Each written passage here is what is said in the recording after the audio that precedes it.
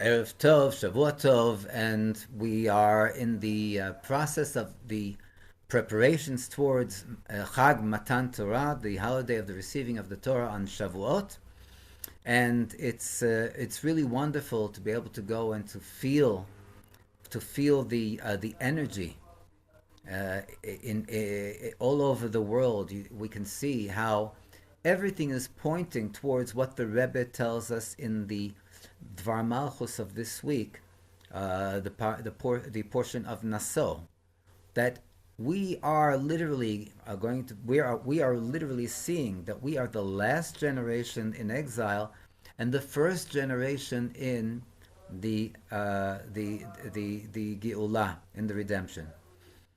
All the world happenings, the collective Shabbos that was made proclaimed by the President of the United States, by Donald Trump. The fact that the entire world is ready to acknowledge that the Jewish nation is the one that actually assisted and helped and gives the existence to the empire that rules the world, the United States. This was never such a thing that you couldn't hear. It was unheard of to go and to give such credits and to give such respect to the Jewish nation. Nevertheless, this week, together with the receiving of the Torah at Har Sinai from new, as the Rebbe says in the Dvar Malchus, it also is the eve of Shavuos, is the yortzeit of my dear uncle, Reb Velvel Pesach ben Reb Yeshaya Marantz from Kfar Chabad. And I would like to go and to designate the time to tell about the miracle story, which is titled Rabbi Velvel Marantz. He was an extraordinary individual, but getting back to the Bereshis, to the Genesis, he was in the United States Army, and he played music in the army. He went and he was entertaining the soldiers. He gave the soldiers chayus. He gave them liveliness and life, in order to be able to keep up the morale. He was an athlete. I remember as a young boy playing American football with him and his sons in the park nearby where they lived. They lived in Sheepshead Bay in Brooklyn. But that's not the main part of the story. My uncle, Olav Sholem, of blessed memory, Rav Velvel Pesach Marantz, he was a musician. And not only a musician, but he was a teacher of the art of music. He specialized in teaching music to children. And he had the ability to go and to take the chayas. The chayas, I'm talking about the animalistic surroundings of the New York City public schools, to gather together a class, any class, and to get them to be able to play recorders, small flutes, like an orchestra. It was just unexplainable. He was like the Pied Piper of Hamelin. He had the control, and he had the ability to draw the children to him. And it was all done through music. And as we said earlier, he also did this in order to raise the morale by the soldiers in the United States Army. So here we see that there was the power, the talent of music. It's in Hebrew it's the kisharon. It's the inner essence of the soul to express itself through music. They were not at that time, after my uncle and aunt got married. My aunt Tibodel Chaim Tevin, may she live to good and healthy years of life. They they were they were observant, but not orthodox. They were at that time they belonged to a conservative congregation.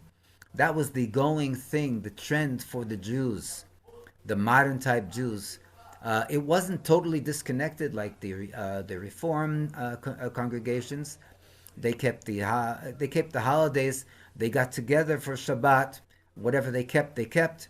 And they were known in their. They lived in an area of condominiums, literally right, maybe a few blocks from the ocean, a few blocks from Brighton Beach. But so they were known in in their neighborhood as the mashpiim. That wasn't the spiritual guides, not as a Hasidic spiritual guide, at least not yet. But the spiritual guides, like the mother and father of all the Jewish families, they would get together to have coffee and cake, to talk, socialize, and there was also there was a Jewish flavor to it, but there was nothing really that observant. And as we see in the continuation of the story, when they, as my aunt, Shendel Razel Marantz, she should be healthy and well, her first time by the Rebbe was Lag BaOmer, and this left a very strong impression on her, and they started to get closer and closer to Judaism.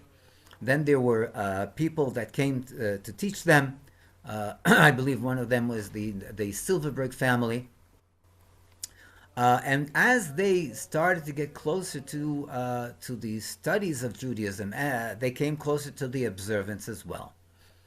But when they became more and more observant, there was a short circuit with all the neighbors.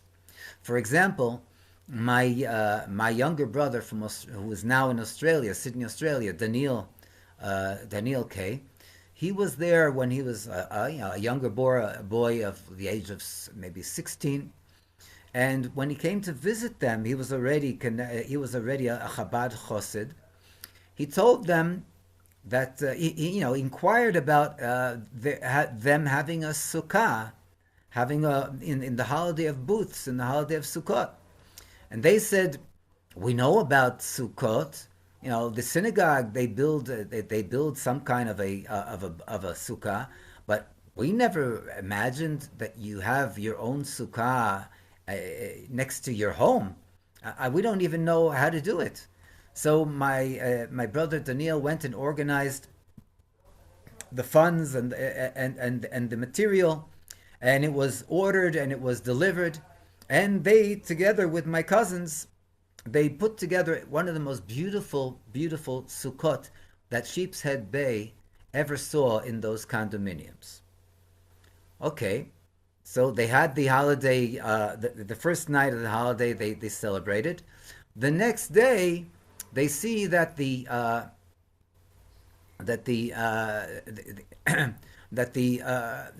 city hall police put up a sign saying that they have 7 days to take down this structure, which is unlawful.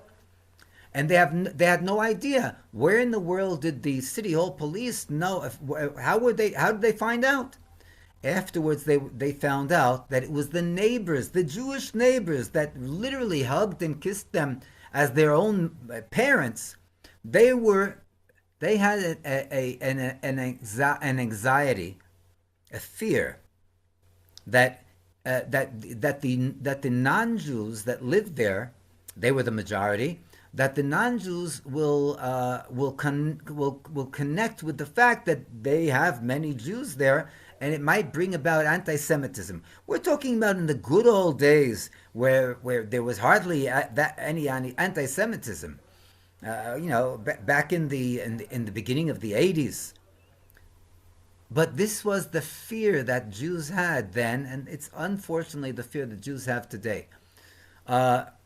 Obviously, they had no problem taking down the sukkah at the end of 7 days. Actually, they didn't take the sukkah down, and the city hall police came, and since they wrote that that if it wasn't taken down, they will take it down, the city hall. So they went and they took it down. They saved them the work of going and taking the sukkah apart. Anyway, from there, unbelievable miracles started to happen that started to drive them in the direction of making aliyah to Israel as they became closer and closer to Judaism and to Chabad. Our family, my parents, Aleim Hasholem, they made aliyah in the summer of '79. And the Marantzes came the following year in the summer of '80, if I'm not mistaken. And once they arrived, so they were living in a absorption center in Kfar Chabad, the Ma'on Olim in Kfar Chabad. And unfortunately, towards the middle of the year, my uncle's father passed away. No, my uncle's father passed away. He had to go. Had to go back to the United States in order to take care of all the burial and so on. Sit Shiva. He went with his son Reuven Marantz, Olav Sholem, and while they were there, so they were told that since they're traveling back to Israel, they have the merit of going into Yechidus, going into a private audience by the Lubavitcher Rebbe, by the Rebbe Shlita Melech Ha'Moshiach. And they went in, and it was the most uncanny experience. My uncle tells he saw the Rebbe for the first time from up close. He saw the Rebbe's eyes that literally they were magical, and they hypnotized him for the good. And then the Rebbe started to ask my uncle questions. And he said that he's back from Israel in order in order to bury his father. And then the Rebbe asked, "What does he do? What does my uncle do?" He says he's a music teacher. He's a musician, and he teaches music. And he says, "And do you play Jewish music?" He said he teaches children music. He says, and the Rebbe says, "Do you play Jewish music?" And my uncle, he said, "Well, I started recently to go into put together music, but it's not really." So the Rebbe asked him, "So do you play music like for Mode'ani, for the psukim, Mode'ani, for Torah Tziva?" And my uncle said, "Not yet." So the Rebbe gave him a blessing to go and to spread Judaism through his music. And this is exactly what he not only did, but he literally brought the blessing of the Rebbe to fruition in the most elaborate manner. He put together then there were the cassettes. He put together a cassette of the 12 psukim that the Rebbe went and requested everyone, all the children under bar mitzvah and bas mitzvah, that they should recite every day. He went and he had put together 12 tunes to the 12 psukim, and he put in a 13th pasuk, because the Rebbe, in the blessing that the Rebbe gave my uncle, he mentioned also Modani. So he also put in the song for Modani. And from that time on, after he went and he had these tunes, so he would on a religious consistent basis every Shabbos, he would come to, in Kfar Chabad there is a synagogue called the Shikunim, where they have most of Kfar Chabad then were only homes on the ground, and then there was the shikunim that had apartment houses, not high, maybe 2 stories high. But he would there organize the children after Shachris, after davening, and he would sing with them together all the 12 psukim that he went and he orchestrated, and he would give out candy, lollipops to each and every one of the children, and the children, and this was done for years, maybe like over 30 years, maybe 40, and the children, all the children that participated in this activity, when they grew up, they all, first of all, they remembered how warm and how much love my uncle would give to them. Unfortunately, some of them left, became a little distant from Judaism, and they say that what kept them together, what kept them close, even though they became a little distant, were the memories of the recitation of the 12 psukim that my uncle composed with the blessing of the Rebbe from the Yechidus. And this is not only in Israel, but the music of my uncle, it became famous all over the world. And it was not only for the psukim, but there were beautiful, beautiful songs across the board for all the holidays, including the holiday of Shavuos. He composed a song for an additional song for the Torah Tziva Lanu Moshe. And this is basically what we see when a person is seen by the Rebbe. It's not only that the Rebbe takes personal interest in the individual. Today we write to the Rebbe in the Igros Kodesh and the Rebbe's holy letters, and we see that the Rebbe takes personal interest in each and every one of the individuals that write the Rebbe. But the Rebbe also sees the higher admission and the higher mission of the soul, of the neshama of each and every individual. For one person it will be music. For another person it will be a total different faculty of life. But the Rebbe comes and he guides us, he directs us to our soul mission in life.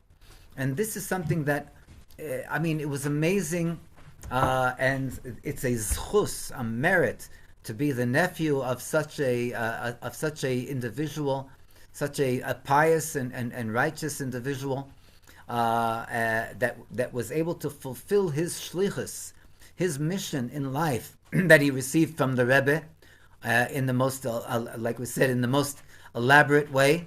And Yehi Rotzein, that before the Yortzeit, which is this coming Thursday, the eve of the holiday of Shavuos, we should have the immediate revelation of eternal life, Chaim Nitzchim, with my uncle, with my parents, with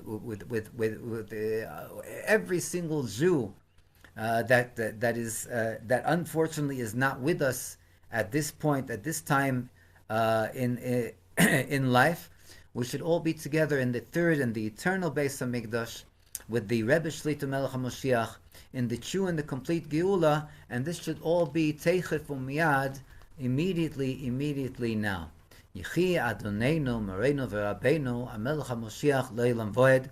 And we wish that's a beautiful story. We wish to bless everyone with the blessing that the Rebbe always mentions in the wording of the previous Lubavitcher Rebbe, Kabbalas HaTorah B'Simcha U'Bepnimius. May we merit to receive the Torah with much joy, happiness, and inwardness. Inwardness meaning that the way that we enter Shavuos, we will exit Shavuos when we're after the holiday, after the receiving of the Torah from Nu at Mount Sinai, after hearing the Ten Commandments. It should bear a change in our entity, a change in our entire personality and character, for the good, obviously. And we should bring the Geula, the true and the complete redemption. It should all be Techef Umiyad Mamish. Kabbalah Sater b'Simcho b'Pnimius, Chag Sameach, and Moshiach now. Kol Tuf. Amen.